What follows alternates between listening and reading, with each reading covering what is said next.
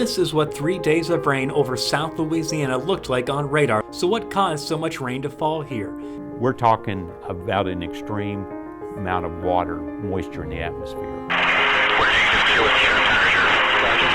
This is first one we've had in a long time that has a lot of people nervous. Obviously, it remains a very dangerous situation. 911, can y'all help me? I lost everything. It's a mess. Obviously, it's a disaster area. That's our main concern, is to keep this levee here. If that happens, it's going to be devastating.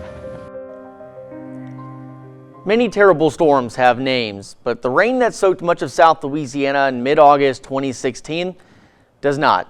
Despite this, there is no denying the huge impact it had in our area. Thank you for watching this special edition of Louisiana First News. I'm Chief Meteorologist Jake Dalton. Our goal here is to take an in-depth look at the flood. What happened? Why was it so bad? What was it like experiencing the storm? And are we ready for another one? Let's get started.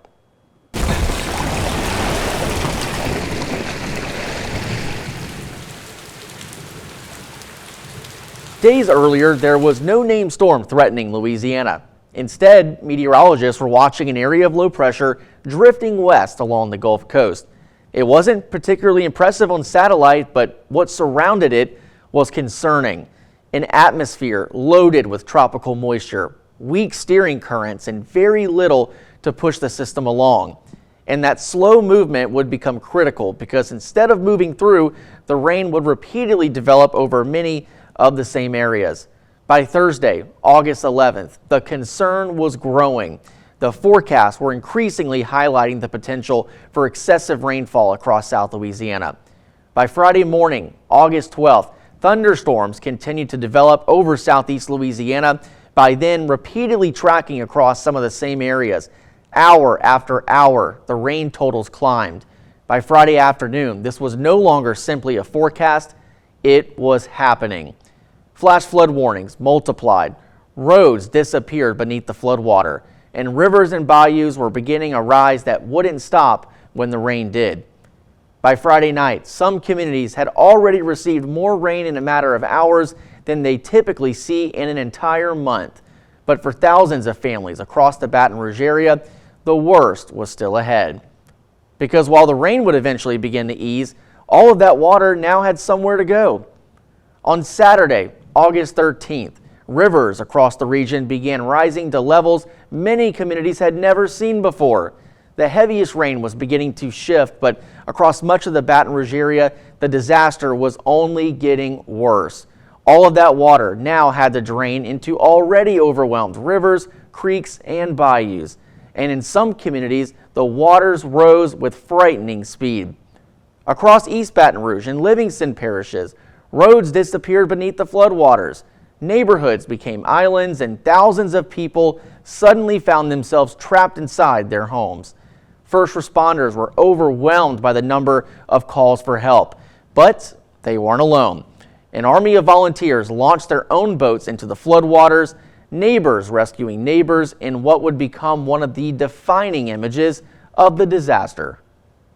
By Saturday afternoon and evening, the rain was beginning to ease in some areas, but the rivers were still rising. The Amite and Comite river basins were taking on an extraordinary amount of runoff. At Denham Springs, the Amite River would eventually climb to 46.2 feet, nearly 5 feet above the previous record set in 1983. To put that in perspective, the average person stands at 5 feet 8 inches tall. 8 people could stand on each other's shoulders and still have almost a foot of water remaining above the last person standing. Record flooding was also recorded along the Comite, Tickfaw, and Tangipahoa rivers. For Livingston Parish, the result was catastrophic. Businesses took on water, neighborhoods were swallowed, and cars disappeared. And even Interstate 12, one of the main arteries through southeast Louisiana, became impassable. By Sunday, August 14th, the scope of what had happened was becoming clearer. In some locations, more than 2 feet of rain had fallen. In Watson, Louisiana, over 31 inches of rainfall was measured. The amounts were staggering, but the flooding wasn't over. As water drained south through the Amite River Basin, communities further downstream faced a new threat. Flooding then spread to parts of Ascension Parish, flooding many neighborhoods and forcing families from their homes. It was a reminder of just how widespread this disaster had become, and long after rain stopped, the water would continue to rise. In the end, 13 lives were tragically lost. More than 30,000 people were rescued. Tens of thousands of homes and businesses flooded, and an estimated of $10 to $15 billion of damage was done. This was not a hurricane. There was no storm surge pushing in from the Gulf, and there was no name that would forever identify the storm responsible. But for the people who lived through it, there would always be a before and an after. 10 years later, the images would remain difficult to forget. But behind those images are thousands of individual stories which include loss, survival, rescue, and recovery. 10 years after the flood, the water is gone, but for many survivors, the memories never left. One Livingston Parish woman lost everything that day, and years later, she would have to start all over again. Louisiana First News reporter Melanie Lowe shares how surviving the flood changed the way Chatelle Macklin looks at home, fear, and what it means to keep going. It's a very eerie feeling to go from being a homeowner to homeless overnight. For Chatelle Macklin, the Great Flood didn't just take a house. It changed what she thought she knew about home, safety, and survival. She bought her home in 2010. It didn't sit in a flood zone. So when the water started rising that August morning, she never expected what came next. I remember standing at my kitchen window. I seen something green, go by really quickly, and it was actually my garbage can. And about the same time, I could hear the wood cracking and splintering, and it was my front door coming off the hinges. The water rushed inside. Macklin grabbed medicine for her diabetic son and what little her family could carry. Then they got out. I was able to stand on something, which was not registering at that moment what I was standing on. But come to find out, the cemetery had came up, and I was actually standing on a coffin. Macklin's family slept outside. They watched cars disappear underwater, and Macklin says one thought eventually became impossible to ignore. They might not survive. I just wanted them to know who we were and how many people was with me. And so I wrote in permanent marker across my stomach and down my arms where we came from and who we were, just in case they found her bodies. Macklin survived, but the flood followed her long after the water left. 5 years later, Hurricane Ida destroyed her home again. This time, she says 2016 had already taught her what mattered most. I didn't care then about material things. We was brushing herself off, brushing insulation off, and even though everything was gone again, we survived. She also remembers the people who helped her family, including strangers from California. And she remembers how Louisianans turned toward one another when many had nothing left. We do come together. We do survive. We will survive. And as long as we continue to help each other during these times. 10 years after the flood, Macklin still prepares for storms differently. She still carries what she saw. But after losing a home twice, she no longer defines one by walls. You can be happy in a cardboard box. You can be happy in a $1 million mansion. You make your happiness. You build your home with love. You build your family with love. The water took what Macklin owned, but surviving taught her what she couldn't afford to lose. We will survive. We will stand strong. We will rise up, grab thy neighbor's hand, and we will support each other. Melanie Lowe, Louisiana First News. Macklin says she still prepares early every hurricane season and carries the impact of what she experienced. But she says surviving both the 2016 flood and Hurricane Ida taught her to focus less on what can be replaced and more on the people around her. On the other side of the break, tracking the storm. I speak one-on-one with one of our station's chief meteorologists during the floods about what it was like sitting in his chair at that time. Stay with us.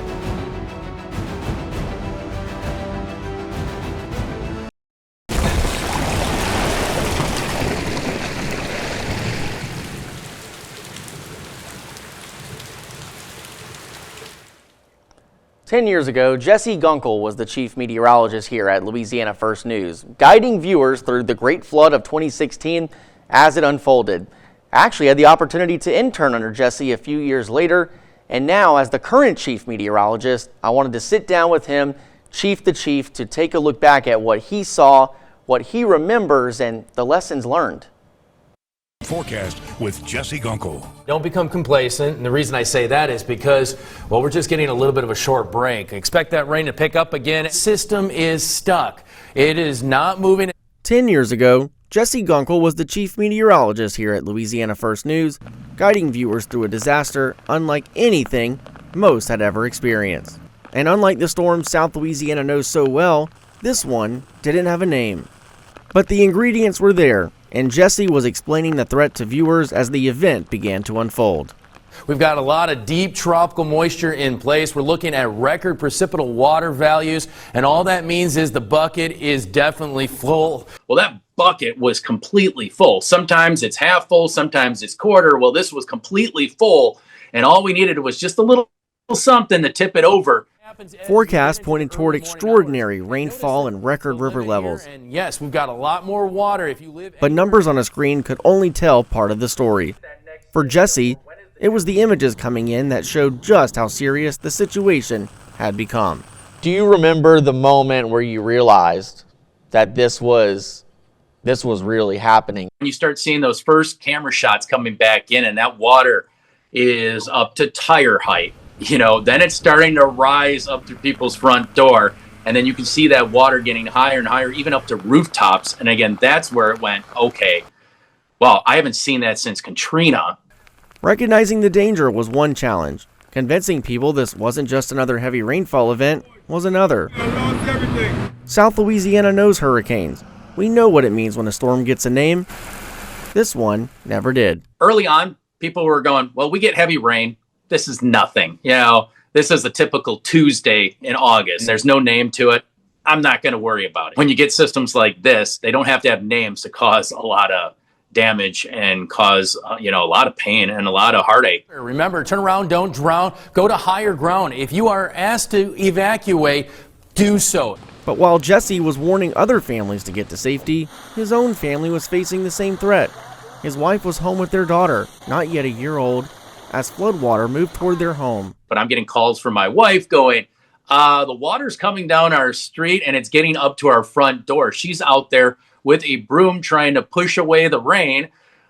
We had, at that point, my daughter wasn't even a year old, so she's sleeping through the storm. I'm at work. My wife's trying to keep the water out of the house. And then you're going, okay, do I have to evacuate my wife at this point? Do I have to get her out and my kid while I'm trying to figure out what's going on with everybody else at the same time?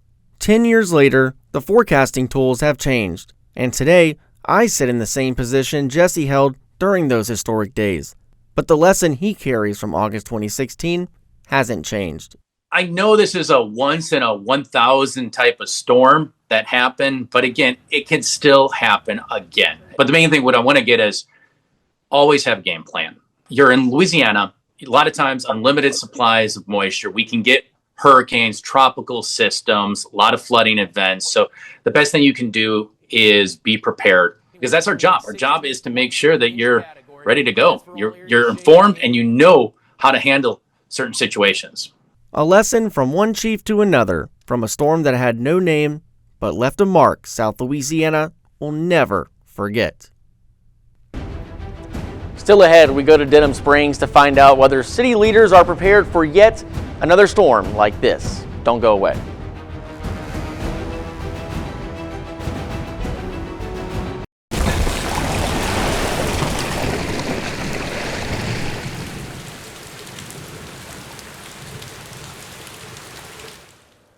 It's an anniversary Denham Springs will never forget. The floodwater damaged property and took away a sense of peace, but it left intact the resilience of the community, the bonds that you find across the city today. Andrew Epperson takes us there. This is a very historic Denham Springs location. That's right. It really is, you know. Take a ride through Denham Springs. When you go through deep waters, I will be with you. Good Bible verse, right? And the reminders are everywhere. That's 45. When the river reaches 45 feet, that's how much water is right here. Yeah. The flood of 16, we had 47 feet, so the water was 2 feet higher than that ford. Mayor Gerard Landry says the 2016 flood is always on people's minds here. You know, you don't realize how unprepared you might be. Landry had been on the job about a year and a half at that time. I'm interviewing him in the new City Hall. The old one took on 53 inches of water. Covered just about every desk, every computer, every file cabinet, every piece of document that you have in City Hall is gone. Landry says people learned to adapt and evolve. What makes this building so good is the fact that it didn't flood. So if it didn't flood in the 16 flood, it's probably a great place, a great place for it to be. It even says on the placard, in remembrance of the 2016 flood. Right, so this flag was in City Hall. City Hall obviously flooded. You can see all the damage, you see the water going in. But the flood's impact is on nearly every wall. A lady photographer, and that's her house, that's her kids. She was there at the right time to take the picture. And they were hollering down to him with a loudspeaker. Y'all need help, here's everybody good. And city workers continue to help people in Denham Springs through FEMA's reimbursement process still to this day. We're almost at the end, time-wise, because they allow you about 10 years to get all your stuff done that you need. And we're almost done. It's always good to straighten the shelves, and that's a good thing. 10 years later, Cavalier House Books looks a lot different too.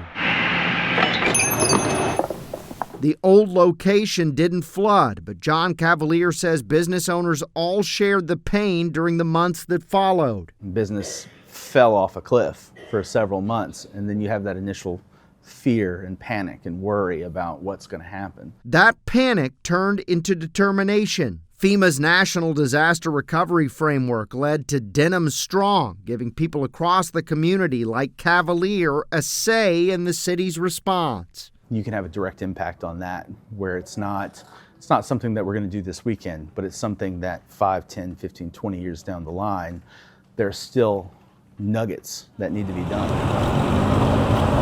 Cavalier says that work led directly to a better alert and emergency management system, and for better preparedness for multiple possible disasters, from floods to train derailments. I do think the city did a great job of kind of realizing where our vulnerabilities were, and then taking steps to actually address that, to say, yeah, what if XYZ happens? What's the plan in place? This is recovery.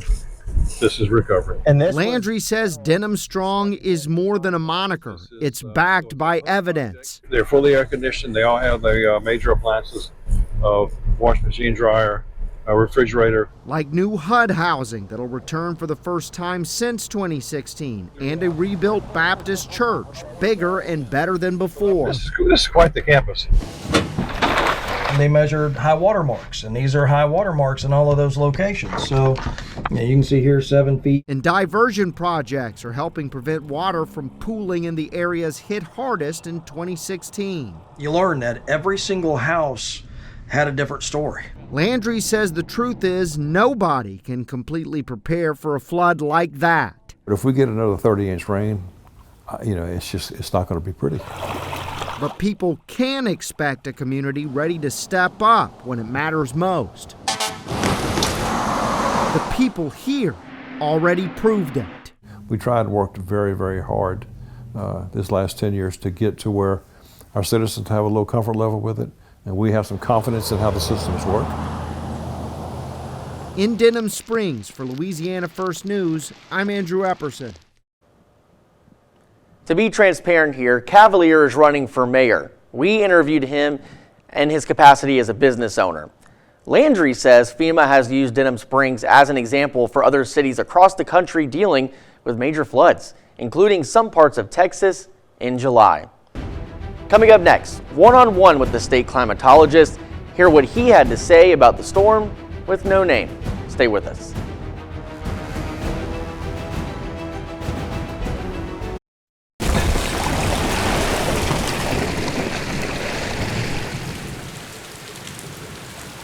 Few people understand Louisiana weather better than state climatologist Jay Grimes. Louisiana First News anchor Andre Morrow sat down with him to get his thoughts on the storm with no name. It is time to talk history about the 2016 flood. And you know, when you look back, things are different than when they are actually happening. And what I recall, we're working at the same station here in Baton Rouge, WAFB. I remember it just started raining one day, 1 hour, and it simply didn't stop. It wasn't an afternoon storm. It just started raining and didn't stop. And from your perspective, you were looking at things differently than just the typical news anchor was looking at it. Yeah. You were maybe aware that things were, and maybe even said things were happening that were going to be a problem. Oh, and you know, we were talking, and this was true of all of the local meteorologists. We were all looking at what was going to be a significant rain event, but we were dabbling with numbers that was maybe on the order of 6 to 8 inches, Right. 10 inches possibly over a couple of days. One of the models was even suggesting something on the order of 12 to 15. And to be honest with you, I kind of was throwing that one out because it looked like the outlier. And it was still low. It was way low, yeah. But we'd seen this system start to get organized just off the coast there in the Florida Panhandle. Okay. And it spent a couple of days slowly moving our way. Now, at that time, the core of the system was out over water. So we really didn't have a sense of how much precipitation, how much rainfall it was generating. Right. And in fact, it stayed out over water all the way up until the point of reaching St. Bernard Parish. Okay. So during that period of about 2 to 3 to 4 days, we had confidence was increasing that we were going to get a really big rain here. But by really big, again, we're talking about, 5, 6, maybe 8 inches of rain. But in southeast Louisiana, that can be manageable. It's still going to create problems, but we've seen those kinds of numbers. And we get rain every, in the summer. We typically get a thunderstorm in the afternoon. Sure, and you can get 2, 3 inches of rain in less than an hour in one of those thunderstorms, and that's why we know everybody in Baton Rouge knows where not to drive when you have one of those storms. Exactly. And then you also have the people who still haven't learned, stay away from the underpass there at on Acadia. Exactly, right. You can watch Andre's full interview with Jay Grimes online at LouisianaFirstNews.com. That's going to wrap things up for this special edition of Louisiana First News. I'm Chief Meteorologist Jake Dalton. Thank you for watching.